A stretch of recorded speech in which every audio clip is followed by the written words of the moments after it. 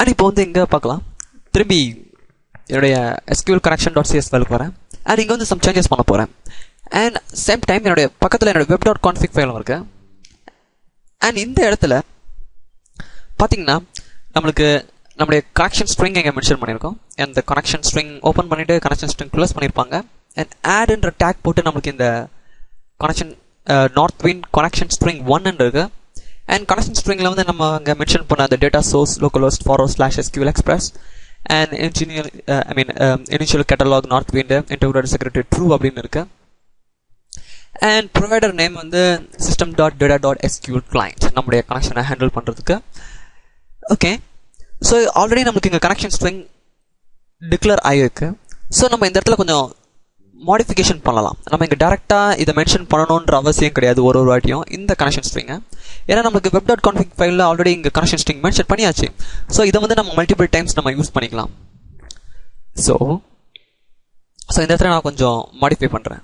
So என்ன modify பண்ணுறேன்னா configuration மேனேஜர்னு ஒன்று இருக்கு.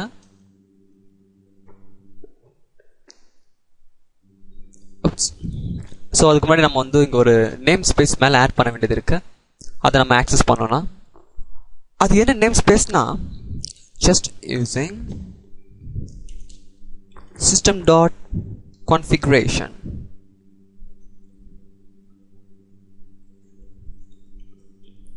ஓகே, அண்ட் இப்போ வந்து என்னால் எங்கள் கான்ஃபிகரேஷன் மேனேஜரை இந்த இடத்துல என்னால் ஆக்சஸ் பண்ண முடியும். நான் என்ன பண்ணிக்கிறேன்,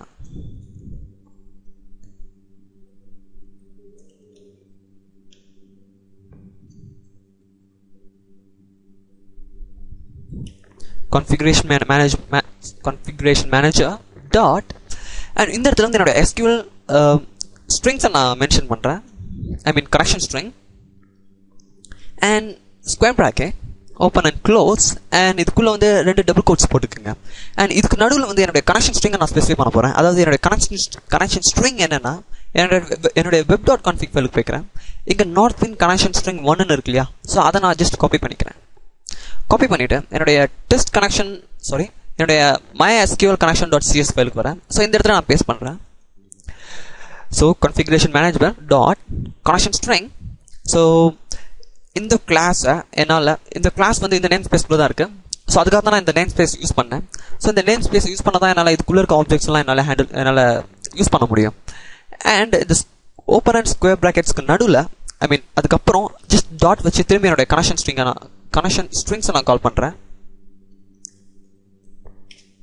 ஓகே, அண்ட் இப்போ நான் இந்த மாடிஃபிகேஷனை நான் ஏன் பண்ணினேன் அப்படின்னா, நான் ஒரு வாட்டியும் என்னுடைய இந்த அப்ளிகேஷனில் ஒரு டேட்டா ரிட்ரீவோ இல்லை டேட்டா இன்சர்ட்டோ பண்ணும்போது இந்த கனெக்ஷனை நான் வந்து என்னுடைய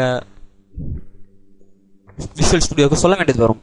பட் இப்படி மென்ஷன் பண்ணுறது மூலியமா நம்ம ஒரு வாட்டியும் நம்மளுடைய கனெக்ஷனை சொல்ல வேண்டியது அவசியம் கிடையாது. அதே மாதிரி இன் ஃபியூச்சரில் நம்ம டேட்டா பேஸோட நேம் இப்போ என்னோட கரண்ட் டேட்டா பேஸோட நேம் வந்து நார்த்விண்ட். ஸோ இந்த நார்த்விண்ட் வந்து ஃபியூச்சரில் இந்த டேட்டா பேஸ் நம்ம சேஞ்ச் பண்ணணும், இந்த டேட்டா பேஸ் நேமை சேஞ்ச் பண்ணணும்னு நினச்சா கூட இந்த டேட்டா பேஸ் நேமை சேஞ்ச் பண்ணிவிட்டு ஜஸ்ட் நம்மளுடைய web.config ஃபைலில் வந்து இந்த இடத்துல சேஞ்ச் பண்ணால் போதும். ஸோ இது ரொம்ப இம்பார்ட்டன்ட்.